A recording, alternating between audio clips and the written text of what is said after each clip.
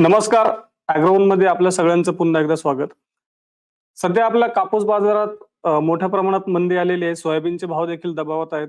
हरभरा आणि हळदीमध्ये काही प्रमाणात तेजी आहे. परंतु जे आपले 2 मुख्य आहे कापूस आणि सोयाबीन यांचे भाव आपल्याला कमीच दिसतायत. आजही अनेक शेतकऱ्यांकडे आपल्याला कापूस आणि सोयाबीन ही दोन्ही पिकं स्टॉक केलेली दिसून येतात. तसंच हरभराच्या तेजीसाठी सुद्धा शेतकरी थांबलेले आहे. हळदीमध्ये सुद्धा शेतकरी वाट बघतायत, की आणखी तेजी येईल का? मग आपल्या या महत्त्वाच्या 4 शेतीमाल बाजारामध्ये पुढच्या काळामध्ये काय घडू शकतं? कापसाचे भाव पुढे वाढतील का? सध्या का दबावात आहेत? सोयाबीनमध्ये कधी सुधारणा अपेक्षित आहे? तसंच हरभऱ्याचे भाव पुढच्या काळामध्ये कसे राहू शकतात आणि हळदीमधली तेजी आणखीन वाढेल का? या प्रश्नांची उत्तरं आज आपण जाणून घेणार आहोत आणि आज आपल्यासोबत आहेत शेतीमाल बाजार विश्लेषक अजय केडिया सर. सर आपका स्वागत है एग्रोन में. नमस्कार। सर, हम लोगों को पहला जो हमारे कॉटन के किसान भाई है, तो बहुत सारे किसानों ने अभी तक कॉटन रखा है, बहुत जनों के पास अभी कॉटन है। लेकिन हम लोग देखें कि पिछले कुछ दिनों से अचानक से तेजी बढ़ने आने के बाद में मंदी भी बहुत पैमाने पे हम लोगों को देखने मिली है। तो ऐसा क्यों हुआ है? मतलब अगर हम लोग इंटरनेशनल मार्केट या फिर डोमेस्टिक मार्केट में देखें तो ऐसे कुछ फंडामेंटल्स दिखाई नहीं दे रहे कि भाई भाव इतने कम होने चाहिए, फिर भी ये हो रहा है। क्या रीजन है? बिल्कुल अनिल जी, अगर हम अनिल जी बात करें कॉटन की, तो जैसे हमने पहले भी कहा था कि कॉटन में एक अच्छी तेजी बनेगी, तो हमने टेक्निकली इंटरनेशनल में देखा था 85 सेंट का लेवल जैसे ही तोड़ा मार्च में, तुरंत जो एक ब्रेकआउट आया था वो 104 तक का लेवल दिखा है। बट हमने देखा कि अभी भी फंडामेंटल में डिमांड जैसे हम देख रहे थे वैसी नहीं होने की वजह से 104 का लेवल दिखाने के बाद जितने भी बड़े हाउसेस है या इंटरनेशनल जो कॉटन कंपनीज है, इन्होंने अपनी पोजीशन ऑफलोड कर दी।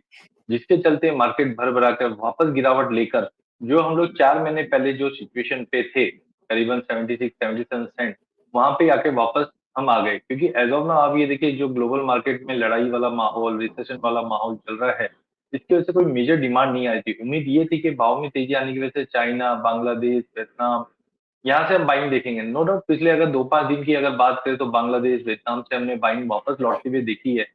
बट एक चीज़ ये है कि बीच में सीआई ने भी जो रिवाइज़ किए हैं कॉटन के प्रोडक्शंस को, उसका भी सेंटीमेंट थोड़ा-सा डाउनवर्ड हुआ। इलेक्शन पीरियड भी है सामने, तो जनरली हम देखते हैं एग्री के अंदर कैश क्रंचेस जैसी सिचुएशन होती है, वो भी सामने आता हुआ दिखाई दिया। तो मुझे लगता है इंटरनेशनल के अंदर जिस ढंग से लिक्विडेशंस आए हैं सीएफटीसी पे जो दिखाया है, उसी का असर हमने डोमेस्टिक मार्केट पे भी पड़ता हुआ दिखाई दिया है। लेकिन अगला 1 से डेढ़ महीना काफ़ी क्रूशियल होने वाला है। पहला है मानसून को लेकर, जैसे हम बात कर रहे थे कि एल नीनो से ला नीनो में कन्वर्ट हो गया है। लेकिन जिस ढंग से हीट वेव की अलर्ट दी गई है, ये मुझे लगता है कि सोइंग पे भी प्रभावित देगा। सेकेंडली है प्राइस, क्योंकि आज हम देखें कंपैरेटिव प्राइसिंग बाकी कमोडिटीज़ की काफ़ी अच्छी है एंड लास्ट अगर हम देखें तो डिमांड सिनेरियो, बिकॉज़ रिसेशन का फ़ियर है वो डे बाय डे गहरा रहा है। जो फेड के मिनट्स आए थे या मीटिंग हुई थी लास्ट टाइम, तो हम देख रहे थे कि जून में रेट कट हो जाएगा और जैसे ही हम जानते हैं कि कोई भी इंडस्ट्री में या कोई भी कंट्री इकोनॉमी में रेट कट होती है, तो जनरली हम देखते हैं मार्केट में डिमांड या फिर कंजम्पशन पैटर्न स्टार्ट हो जाता है। अब वो भी डिले होता हुआ दिखाई दे रहा है जो इज़राइल और ईरान के कंसर्न, तो ये सब कारण की वजह से हमने देखा। अच्छा, एक मैं पहले भी कहता था 2020-21 में भी मैंने कहा था कि कॉटन का जो कोरिलेशन है कच्चे तेल से बहुत अच्छा होता है, लेकिन काफ़ी लोग नहीं मानते हैं कि नहीं होता। लेकिन देखिए, कॉटन का कॉम्पिटिटर कौन होता है? मैन मेड फाइबर, जिसको हम पॉलिएस्टर बोलते हैं, और पॉलिएस्टर का जो प्राइस है वो कच्चे तेल पे डिपेंड करता है। तो हमने ईरान और इज़राइल का जो कंसर्न देखा जिसके चलते कच्चा तेल 90-91 तक पहुँच चुका था। तो उसी का सपोर्ट उसी समय में हमने कॉटन पे भी देखा जब हमने 100-104 का हाई लगते हुए देखा। जिस ढंग से हमने देखा कि ईरान और इज़राइल अब सीज़ फायर की बात कर रहे हैं या इज़राइल और हमास सीज़ फायर की तरफ जा रहे हैं, 15 दिन से कोई लड़ाई नहीं हुई है।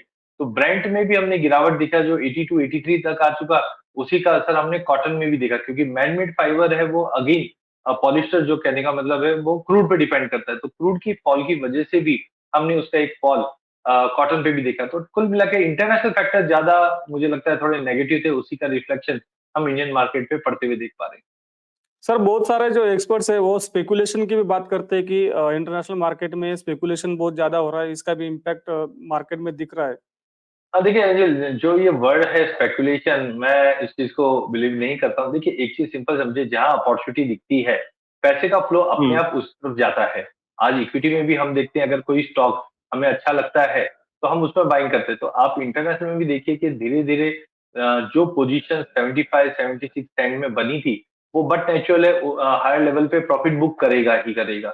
अब चाहे आप इसको स्पेकुलेशन का बोलो या अपॉर्चुनिटी का बोलो, देखिए हमको पहला चीज है जो फंडामेंटल्स है उनको आपको देखिए, कॉटन का एक्रेज के ट्रेंड की बात करें तो हमने देखा सेंट्रल एंड साउथ जोन में मेंटेन रहा है। इंडिया के अंदर हमने एक काफी बड़ा ड्रॉप देखा है, अभी वेदर इलेक्शन कंसर्न ये सब बने हुए हैं, तो ये अपॉर्चुनिटी हमने देखा था कि जो बड़े बिग मनी हम बोलते हैं इनको वो चीज दिखती है तो अकॉर्डिंगली वो मूव आउट करते हैं। तो जिन्होंने भी 75 78 के जोन में बाय किया था, बट नेचुरल वो जब $1 का लेवल या 100 सेंट के ऊपर दिखाया, इमीडिएटली प्रॉफिट बुकिंग हुआ है। तो मुझे लगता है कि हाँ, अभी भी एज कम्पेयर टू बाकी कमोडिटी की अगर हम बात करें तो कॉटन मुझे काफी अट्रैक्टिव लगता है। कमोडिटी की सुपर साइकिल है तो बढ़ना चाहिए, बट अभी मुझे लगता है 15-20 मई तक थोड़ा सा मार्केट कंसोलिडेट करेगा। बट जो हम पैसा निकलता हुआ देखा था 90-95 सेंट पे, वो फिर से मुझे लगता है कि 76-77 सेंट पे वापस आता हुआ दिखाई देगा। जी। अभी सर कुछ किसानों ने कॉटन रखा है कि भाई मई में अच्छी तेजी आएगी, हम लोग उस टाइम पे बेचेंगे। तो आप वो उन किसानों को क्या सलाह देना चाहेंगे कि वो कब तक रुके या फिर माल बेच के निकल जाए? देखिए लास्ट टाइम भी मैंने कहा था कि मुझे 100, 105 या 110 तक का मैक्सिमम लगता है, उसके ऊपर नहीं। अब हमने 104-105 तो ऑलरेडी देखा था, बट ठीक है मार्केट ने मौका नहीं दिया और मार्केट में वापस गिरावट आ गई। तो हम बोल सकते हैं कि 3 महीने पहले जहाँ पे थे वहाँ पे आके हम वापस अटक गए। चाइना पिछले 15 दिनों में हमने देखे उनकी manufacturing activity, other activity improve हुई। इंटरनेट में माना जा रहा है कि चाइना से डिमांड धीरे-धीरे इंप्रूव होते हुए दिखाई देगी और चाइना स्टॉक भी कर रहा है। तो ग्लोबल मार्केट में लेट्स सी अगर 75 सेंट का लेवल ब्रीच नहीं होता है, तो मुझे लगता है कि जून 15 तक, क्योंकि इसमें मानसून काफ़ी इंपॉर्टेंट प्ले करेगा। मानसून इस बार अच्छा बता रहे ला नीनो की वजह से, लेकिन जो बरसातें होगी, वो आप देखेंगे कि जून के एंड में या जुलाई-अगस्त में अच्छी होगी। बट अभी रीज़न से हीट वेव है, तो इस बार सोइंग में डिले भी है और सोइंग में जो पानी की लागत रहेगी, वो कहाँ से पूर्ति होगी ये इम्पोर्टेंट है, क्योंकि अभी मैंने महाराष्ट्र, तेलंगाना ये बेल्ट में बात की तो पानी की काफ़ी किल्लत है। तो मुझे लगता है ये एक बड़ा ट्रिगर हो जाएगा कॉटन की बाइंग के लिए एज़ ऑफ नाउ, और ग्लोबल मार्केट में भी थोड़ी-थोड़ी डिमांड इंप्रूव हो रही है। तो मुझे लगता है थोड़ा होल्ड करके चलना चाहिए। कपास में हमने रिसेंटली जो फॉल बैक देखा भी है, वो प्राइसेज़ सस्टेन कर लेगा और वापस हमें 1520, 1530 का लेवल या कॉटन कैंडी की अगर बात करें, तो प्राइसेज़ के अंदर वापस हम एक जंप आते हुए देखेंगे जो मिलेगा। जब इंटरनेशनल में मुझे लगता है दिखा सकता है, तो बने रहना चाहिए। एज़ ऑफ नाउ ये भाव से निकलने की सलाह नहीं रहेगी। जी सर। अभी सर हमारे दूसरे कमोडिटी है सोया। सोया अभी बहुत सारे किसानों ने सोया रखा है, मतलब कॉटन के मुकाबले सोया बहुत सारे फार्मर्स के पास में है। लेकिन हम लोगों ने देखा कि अप्रैल या फिर मई में हम लोग सभी एक्सपेक्ट कर रहे हैं कि थोड़ा-सा आगे जाएगा, 5,000 का लेवल का दिखा सकता है। लेकिन ऐसा देखने को नहीं मिला। तो अभी सोयाबीन में कौन से फैक्टर्स के जो रेट पे अभी प्रेशर डाल रहे हैं और आने वाले दिनों में सोयाबीन में हम लोगों को क्या देखने मिल सकता है? देखिए, सोयाबीन में मैंने पहले भी कहा था जिस ढंग से ग्लोबल मार्केट में सप्लाई है, वो काफ़ी ज़्यादा है, जिसकी वजह से कोई बड़ी हुँ, तेज़ी एक्स्ट्राऑर्डिनरी नहीं दिखाई दे रही थी। अभी रिसेंटली हुँ। हमने देखा कच्चे तेल की वजह से पाम ऑयल में तेज़ी आई और पाम ऑयल की तेज़ी की वजह से हमने सोयाबीन को थोड़ा सपोर्ट ज़रूर आते हुए देखा था। लेकिन जिस ढंग से कच्चा तेल फॉल हुआ, पाम ऑयल में गिरावट है, रिफाइन में इम्पोर्ट अच्छा हुआ है नो डाउट, लेकिन सप्लाई अच्छी होने की वजह से प्राइसेज़ में जो फॉल बैक आया है, उसी का एक नेगेटिव असर हमने सोयाबीन में भी पड़ते हुए देखा है। इंटरनेशनली मुझे लगता है कि अभी रिसेंटली एक गिरावट के बाद प्राइसेस अभी 1194 के करीब ट्रेड कर रहा है। थोड़ा बहुत सपोर्ट देखने को मिल सकता है, जो हायर साइड पे मुझे 1210, 1215 तक का लेवल दिखा सकता है। बट डोमेस्टिक साइड में डोंट एक्सपेक्ट कि बहुत बड़ी तेजी आनी है।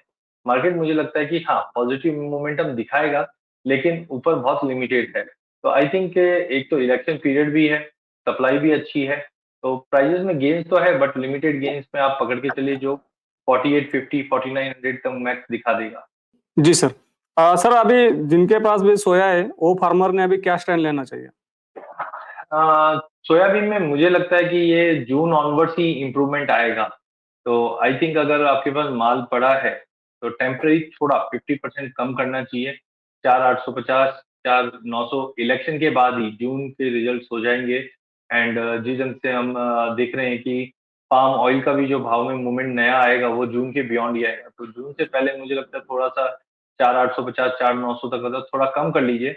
लेकिन जून के बाद मुझे लगता है कि अच्छी तेजी मिलेगी। जिस दिन से अभी अर्जेंटीना सोयाबीन के जो हार्वेस्ट चल रहा है, वो एक काफ़ी प्रेशर भी डाल रहा है। लेकिन हाँ, अभी फ्लडिंग सिचुएशन की वजह से ब्राज़ील ये साइड में जो क्रॉप क्वालिटी को लेकर इश्यू बताया जा रहा है, उसकी वजह से प्राइसेज़ टेम्परेरी जंप रहेगा। तो मई एंड तक मुझे लगता है प्राइसेज़ 4850, 49 के ऊपर मिलता है डोमेस्टिक मार्केट में वहां पे थोड़ी पोजीशन कम कर लेना चाहिए। बाकी जून 10-12 तारीख के बाद ही हम इसमें एक नया मूवमेंट आते हुए देखेंगे। जी सर। सर, अभी ब्राजील का न्यूज आ रहा है बहुत सारे जगह पे कि वहाँ के जो भी सोया प्रोड्यूसर स्टेट्स है वहाँ पे फ्लडिंग की वजह से बहुत सारा सोयाबीन का क्रॉप भी लॉस हुआ है, डैमेजेस भी हुए, तो उसका इम्पैक्ट क्या हमारा डोमेस्टिक डोमेस्टिक भी पड़ सकता है? देखिए, ऑलरेडी हमने प्राइजेस के अंदर मूवमेंट पॉजिटिव आते हुए देखा है उस चीज का, थोड़ा मार्केट स्टेबल है। बट एक चीज आप हम्म। ध्यान रखिए कि ऑलरेडी ये चीजें डिस्काउंटेड है। और सेकेंडली जो हम लोग बात कर रहे हैं कि ये ब्राजील में तो ऑलमोस्ट 90% से ज्यादा हार्वेस्ट ऑलरेडी हो चुका है। तो रफली अगर जी। हम बात करें तो 8 से 9 मिलियन टन बच गया था।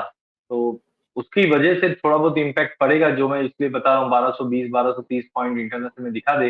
बट उसके ऊपर ज्यादा मेरे को सस्टेन नहीं दिखता है क्योंकि सप्लाई बहुत अच्छी है। लगभग हम बोल सकते हैं कि 10% खाली ब्राजील में अभी आना बाकी है। अगर उसमें डैमेजेस होता भी है तो कोई मेजर इम्पैक्ट पड़ेगा नहीं। जबकि यूएस में अगर सोयाबीन क्रशिंग की बात करें तो न्यू रिकॉर्ड हाई पे पहुंच गया है।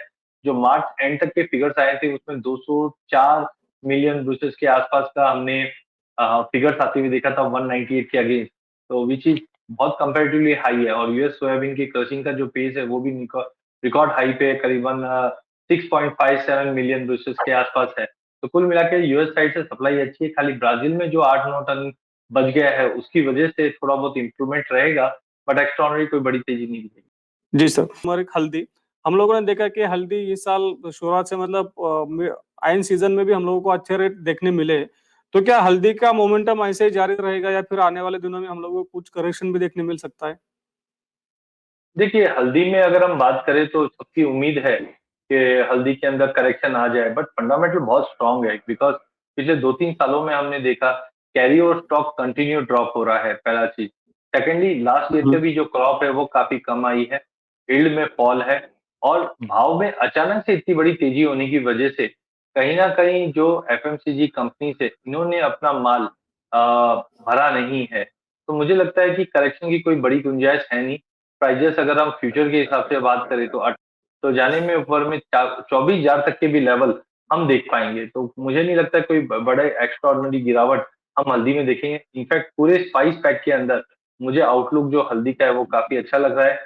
जो 25,000 तक का भी लेवल दिखाए तो कोई बड़ी बात सर, हल्दी में हम लोगों को आने वाले 1-1.5 महीने में या फिर हम लोग कह सकते हैं कि जून जुलाई तक क्या एक रेट का लेवल देखने मिल सकता है? देखिए, जब तक प्राइजेस 17,500 का लेवल ब्रीच करके होल्ड नहीं करे। देखिए, डाउन साइड इसलिए नहीं क्योंकि हमारे पास कोई नया माल है नहीं। और जी। बाकी भी मुझे ऐसा लगता नहीं कि कोई थ्रेट जैसी सिचुएशन है। अनलेस अनटिल कुछ गवर्नमेंट बड़े एक्शन नहीं लेती है। तो हायर साइड में मुझे लगता है कि अगर हम जून एंड तक की बात करें तो प्राइजेस 24 से 25,000 बैर मिनिमम दिखा सकता है। जी सर। और सर, एक्सपोर्ट के लेवल पे क्या चल रहा है हल्दी में? हम लोगों ने जब लास्ट टाइम बात की थी तो एक्सपोर्ट में ऐसी डिमांड नहीं थी, तो क्या अभी एक्सपोर्ट पे भी डिमांड खुल रही है? देखिए, जिस ढंग से मेरा अभी काफी एक्सपोर्टर से बात हुआ तो रिसेशन के फियर यूएस यूरोप यहाँ पे बने हुए हैं। वहीं दूसरी ओर हमने 2 साल पहले देखा था Bangladesh was one of the biggest हमारे बायर रहे हैं। लेकिन जिस ढंग से हम्म। फॉरेक्स की जो कंसर्न हमने या पेमेंट क्राइसिस जो हमने बांग्लादेश में देखा है उसके से दबाव जरूर था। बट हाँ, एक्सपोर्ट इंक्वायरीज पिछले 15-20 दिनों में काफी बढ़ी है। और एक्सपोर्ट के मुकाबले हम देखें तो डोमेस्टिक में बहुत ज्यादा है क्योंकि भाव में अचानक से जो हमने तेजी देखी, क्योंकि पिछले साल हमने सितंबर में ही 18,000 का भाव देख लिया था।